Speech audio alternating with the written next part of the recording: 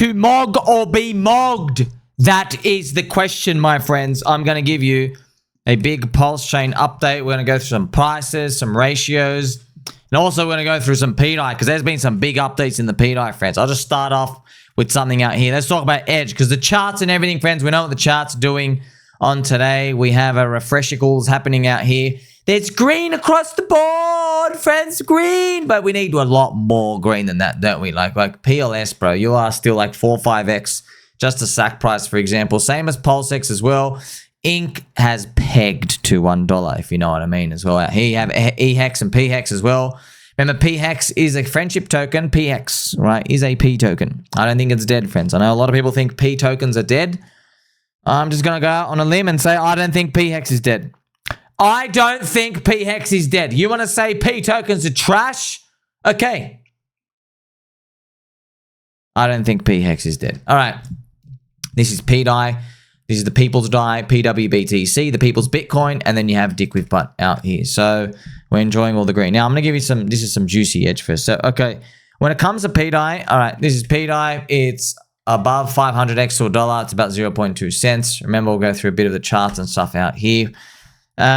Now, what are the latest updates? So, firstly, friends, the Joy. Remember, there's some auctions and some PulseChain Maker stuff going on. There's like some complicated things. It moves to this account, then it moves around. It's this Maker DAO, right? But this number, Joy, this number, we need it to go down towards 0. And I think it used to be like 900 million, and it went all the way back down to like 120 million, and then it stalled, and then it went all the way back up to 600 million. And that got more FUD and uncertainty. Now it's come back down to 382 million. Okay. I think when the Joy goes down, it can begin the actual auction process. So what is the process? Well, to cover the debt, remember there's debt. Okay. To cover the debt, what do? I think the debt is $1 billion pDAI. But to make it, I think it mints P maker. And then someone, PulseChain Pioneers believers, I guess, use pDAI to bid for those maker tokens. They get the maker tokens given, and then the protocol itself just torches the pDAI. It burns it. So that brings the total supply down. I think that's the next phase out here. But it's good to thank to Mr. PulseChain, Mr. PulseDAI win as well for this wonderful post out here. Here we have Mr. PulseDAI win. I'll give you a follow as well. So I love your friendship post out here. Also, friends, remember with pDAI, because now you've got Matty Allen's good DAI, you've got Richard Hart's JPEG DAI. What makes pDAI special is the PulseChain Pioneers. All right, just to clarify here for you. So the PulseChain Pioneers are building a city on PulseChain. Right, they're building a city, and they're pioneers. Why? They were the first there on the chain. They minted this pDAI that ends with smart contracts DOF, D0F, D for dong, 0 soy, and F for friendship, right? And this picture I've made here for you, I just made it out here, nice visual. Dev's cooking, just to show you have Aave, Curve, Badger DAO, and all these, right? So that's DOF. So it's not pointing to the JPEG DAI. It's not pointing to Matty Allen's DAI. It's pointing to that. Yeah. So that's why the discrepancy is there. Okay. Because on one hand, you have Richard's Twitter. So whoever controls Richard's Twitter, even though his bio says Richard doesn't use Twitter, whoever controls that did a 33 tweet FUD storm on pDAI. Yes. In the month of March. And PulseChain Pioneers somewhere else have been like fixating on working on this pDAI. And I guess, friends, this is the thing, right? People, this is why the controversy. So some people, most people, not some, most people believe pDAI will never peg, right? But the way I see it, dude, like the price is so cheap, you don't even need to peg. Like if it's at 10 cents, you're at 50x. That's just how I see it personally. But those people believe the origin address, whoever controls it, will have 0 say on this pDAI. They think 0% odds, it'll never happen or whatever. They give it 0% odds, okay? I think this is how I calculate it. Well, if someone minted pDAI, the Vietnamese Dong kid, minted pDAI 2 days before PulseChain launched.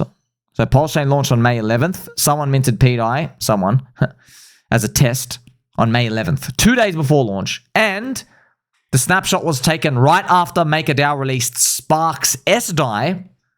So it might be relevant. So I think because that person was early, they're a pioneer to the chain. I think there's like at least 10% chance that the OA or something can complete the pDAI narrative. Okay, so obviously it gets inflammatory. Is it going to use the collateral to peg? I don't care about that part. Now the interesting part before I continue as well, friends, because I give it a 10% chance, I'm basically saying pDAI's fair value is 10 cents right now. Yeah, that's 50x away. That's to me. If I give it 10% chance, when I ask everybody else, they give it 0%. That's a discrepancy. That's why I'll show you the chart. That's why I mean, based off the information today, right? I'm like, well, I think there's a 10% chance they'll do it, and the market's pretty much saying 0. So I mean, look at this, right? That is, friends, that's information asymmetry edge. It is. It's literally information asymmetry to me. Like, well, do you know that Richard Hart founded PulseX, and then PulseX, the first logo it put on the chain was pDAI's logo, D0F. You know that logo, right? That was the first altcoin logo. Do you also know, which you do, friends? I've gone through these many times. You do know. So when I see that, I'm like, oh, 5% odds. There you go. Plus 5% chance this thing's going to do it. 5%. Richard Hart, PulseX exchange. That's the first one. 5%. He's either part of the PulseChain Pioneers or knows something about him. That's why I made the term PulseChain Pioneers, because it just insinuates, implies it's people who are early to the chain, who are believers, building stuff in the background. They're like the first explorers of the chain out here. That's pretty much, that's why I coined that term, okay?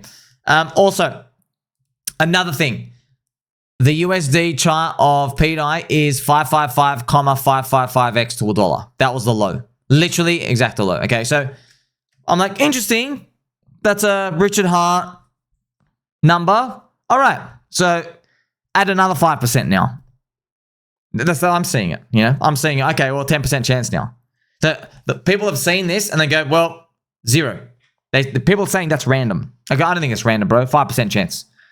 And the other thing, I don't think that's random either. I don't think personally, I don't think Richard Hart accidentally put the logo of the pDAI when it got minted, literally days earlier, so from that launch, right after the snapshot, which was timed on the SparkDAO thing. I don't think that's just a coincidence. People think it's a coincidence. That's okay, friends. I think, hey, these things happened. They just totally happen randomly. I personally don't think so. So, like I said, man, even if, like if I'm even looking at it, if my favorite, so if I'm thinking, hey, 10% chance this is it, like, friends, look at this edge, basically. That's why I don't have any problems being long. Like, it's 50x. By the way, if it gapped to 10 cents today, if you believe in 10% odds, you'd sell. If you think, hey, get 10% chance, if it gapped up to 10 cents, you get out. Based off the information today. But there's no free lunch, right? So I'm sure if it got back to 10 cents, the information around here would be new. In fact, your odds of it like pegging, you would probably have like a 50% chance now. That's how the market works. It's not going to just go there and like, because no one's going to buy a 10-cent odds of pegging unless they really thought there's actually a 50 to 100% odds of doing it, right? That's how it works. Now, even more information, friends, I have here for you. So thank you, Mr. PulseChain DAI. So I'm going to summarize here for you, then we'll read through Caddy's post. So recently, friends, there's drama because what happened was, and there's another stablecoin, XUSD. So Caddy Boo, she's from the team. They wanted to explore what was going on with pDAI. So they deleted Twitter. They didn't look at Twitter or anyone's words. They checked the chain. They removed Richard Hart's tweets and everything, okay? They just went there. And they went, she went and explored everything, what was going on. All the things that were happening, okay? Caddy believes in a peg, by the way. Just to show you, okay?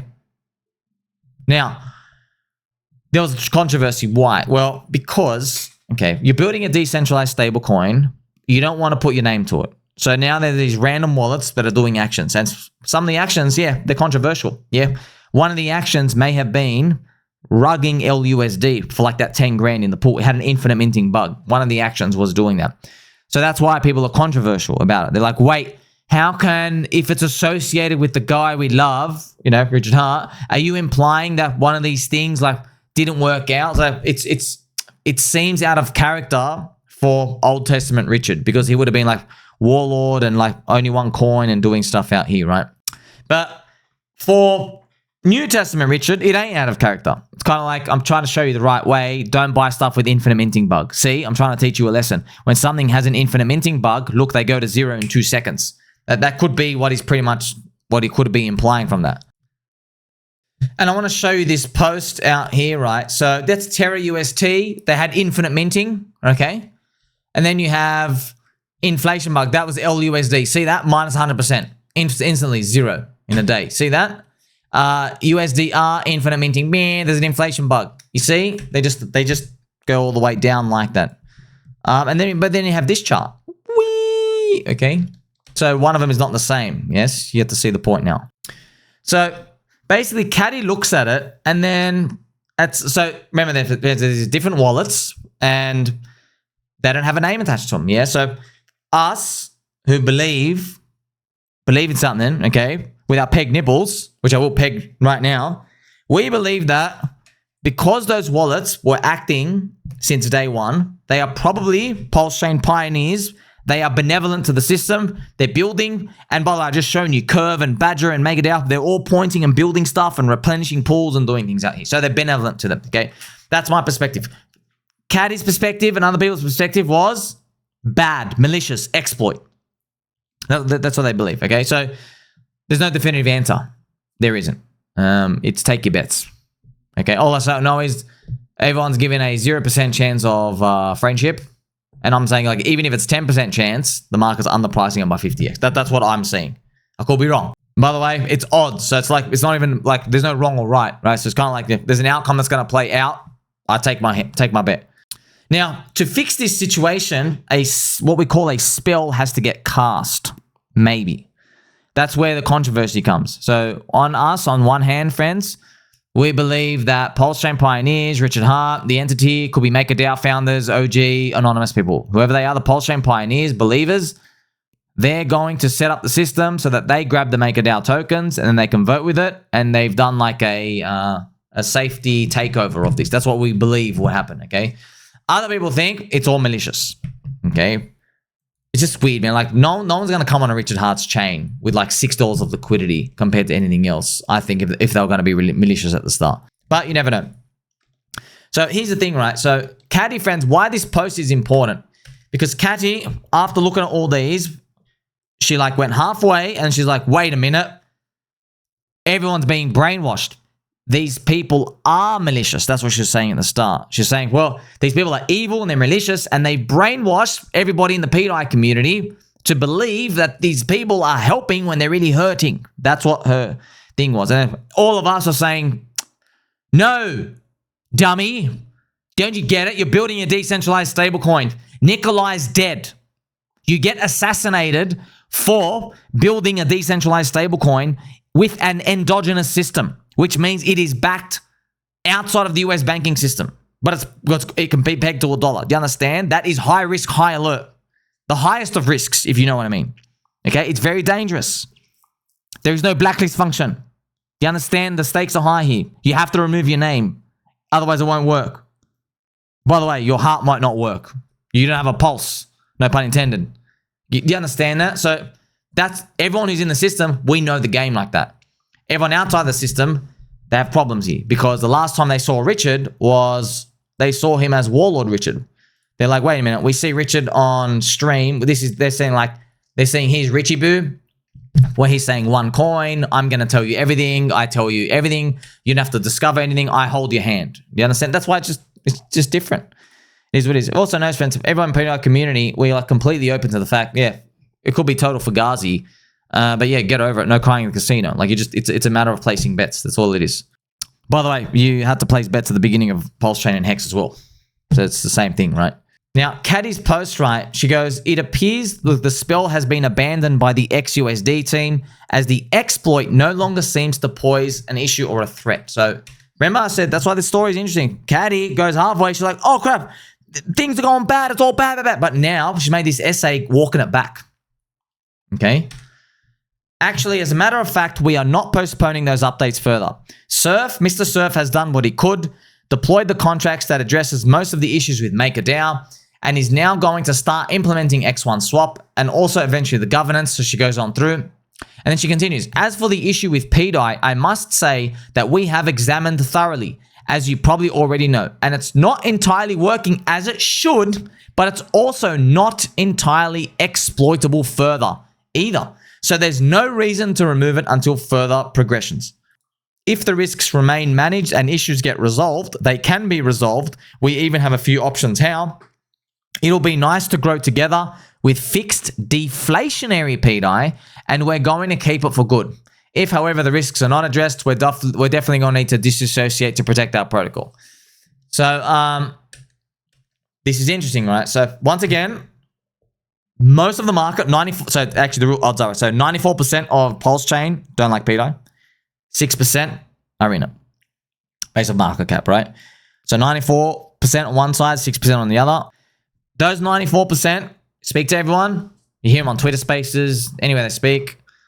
Even on Twitter, they say this can't get fixed.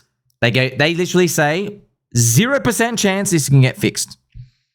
And by the way, they are most of the market, friends. That's why this price is trading near down here. That's why it's trading at, see this thing, friends? This is trading at 0.18% chance of getting fixed. 0.18%, okay? Caddy even saying here, she goes, we even have a few options how to fix it. Interesting. Yeah, so that's why information asymmetry. Yeah, so if you're not a technical person, welcome aboard. Okay, most of us aren't technical people. You're technically my friend though. We're saying, wait a minute. Someone thinks there's a path to fix it, and it's only 6% of the market pricing. 94% say it can't be fixed. Maybe they have it wrong. Maybe it can get fixed. Right? So, see, people want to know, how does it get fixed? Show me the explanation. Show me the formulas. Oh, we don't know, bro. I don't understand. I don't understand how to do all these fixing and the code and do all that. All I know is you take your bets, okay? Just like, hey, Trump tariffs. Who's going to come capitulate to Trump first? You don't know. You just take your bets. Once it gets fixed, the price is higher. Then it's on to a new game. If you want the cheapest prices, you stand in front of the train. That's what it comes down to. I wanted you to see this, right? All of this. Because there was this conflict and now she's like walking it back. Maybe there's like a new light of what's going on. And the next phase begins, as I said, when you have this joy thing going down. So that's why I'm here to update you as what's happening with these twists of the stories, you know. This is a funny part, man. If there's a 10% chance you get fixed, like it's a 50x away. And they're saying 0%, but it is what it is. That's the market, friends. Market's never static. Takes their odds. Just to show you how wrong the crowd could be. I mean, when Bitcoin was 69K in November 2021, if you ask everybody, what are we going to hit first? Bitcoin 15K or Bitcoin 100K? Everyone would have said Bitcoin 100K. They actually did say that, right? In November 2021, which basically they're saying we're still in a bull market, and in 12 months from now, we'll still be in a bull market. So, you know what I mean? You can't rely on the crowd opinions for everything. You have to figure things out for yourself and decide whether you like the bets or not. All right? So that's a big, juicy update. And right now, we're just literally, we know, friends, that these charts, right? It's a function of Ethereum. Yeah? With Ethereum going near $1,400, like that's, what can you do, man? You can't do anything. Now, as promised, PulseChain as well, friends. PulseChain, the Spear, right, PLS, native Spear, is still, man, still like, it's still almost 80% below SAC price, which is from 4 years ago here, all the way down here, pretty much 80% down. So it would need to do the wank off thing up here, but we just keep drawing the charts going up. Hopefully one day they do. PulseX to pulse ratio, to give you an idea of its strength, did this. And also, friends, remember, I'm making content for my baby dolls. I don't make content for like losers, the soy cabal, or go watch somebody else, okay? I'm allowed to guess stuff, and I'm allowed to put pieces of the puzzle together that might not connect because I don't have all the information. All right? I believe that Richard Hart did this ratio move. That's what I believe, and I'm allowed to believe that. And I'm excited because if he was able to do this ratio switching, and by the way, just to let you know, if you believe that too, you're admitting that the guy dumps on you, by the way. Do you know that? How do you think that ratio got up? How do you think that ratio got up? That ratio got up by dumping PLS and buying PulseX with it. Yeah, so if you're holding PLS, your purchasing power literally got dunked on. So the answers, in my opinion, the answers are literally right here. Friends, did you see a single new PulseX person come in from crypto? No. No, you're just seeing everything drop down lower and lower. So that's it. Now, could be wrong, but I like the fact that this giant ratio move happened. No one said anything. No one could even see him on chain doing it. I'm like, yes, good. Because I want to know that magic is possible and these on-chain sleuths can't actually get everything. That's what I like to see. Here is HEX out here, friends. It's 100x back to the top. So yeah, it is down 99%. Do you think it's going to get back to that 50-cent mark? That'll be great. 100x back up here. Remember, this is just pHEX, which remember, if you're following Richard's tweets, some people might say pTokens are dog shit, but I don't think they are. I don't think, obviously, having fun here, friends, because, dude, go research decentralized stablecoins and how they work. You know what I mean? Like, Nikolai's dead. You can't, you know what I mean? Like, we've already got the information here for you. We still have Icosa out here. Remember, Icosa, friends, you're not moving when your SPI that you're a derivative of is down 99% from the top. So we all know what's the go with that as well. And then you have HEX from Ethereum. Remember, BankX, they used to have like 880 million supply. I think they're down to like 200 million. Let's look at the eHEX to pulse ratio. Juicy, actually. So yeah, they're all kind of moving around. We need more friendship and kindness, don't we? We saw some low liquidity cheating in Pika, down 98%. I'm just thinking, man, like, people really capitulated, huh? Like, did you really need your 80 bucks? You really need your 40, 50 bucks. Just, I'm thinking about all these coins and like, that's market. So say you got to let them out. You got to let them out. You can't do anything. And it's very apparent now. So PulseChain ecosystem was front running the capitulation of the rest of the markets of crypto. Isn't that weird, friends? But like, it was man-made. That's the crazy part. Richard tweeting FUDStorm, pDAI, Pulse going down, the Vietnamese kid. It looks like some orchestration man-made stuff. And then it was front running the wider market tariff Trump stuff. That's so wild, man. We do have some Inc fans as well for Incentive Token, the greenest logo in crypto as well out here. But you gotta remember, friends, Inc is just basically Pulse. Because this is Inc, it's about $1.14, yeah? Man, look, remember the nicer times when this thing was 10 bucks. The nicer times. It went up $9.50. Yeah, log makes everything look good, doesn't it? There you go. So you have Inc at $1.14. If you look at the Inc to Pulse ratio, look at that, it's going sideways. It's been going sideways since March 20, for a full year sideways, right? Remember, the inflation of these things have been cut. HEX inflation has been cut. All these things have been cut, and the liquidity is thinner. Ultimately, once again, the whole ecosystem, it's a function of ETH, man. It's just a function of ETH, which is a function of the business cycle. Yeah, we need the next phase of macro to play out. Trump, China, tariffs, right? We need those to play out. US Fed, inflation. It's all outside of our control. We just got to believe it's all going to work out. And then ETH-BTC can freaking print more than one green monthly candle, please, in a row. And then we can continue from there. So far, so good, I guess. 4-year cycle. Let's see how that global liquidity cycle plays out next. The next part, we're just pretty much in God's hands now. Like, subscribe, catch you soon.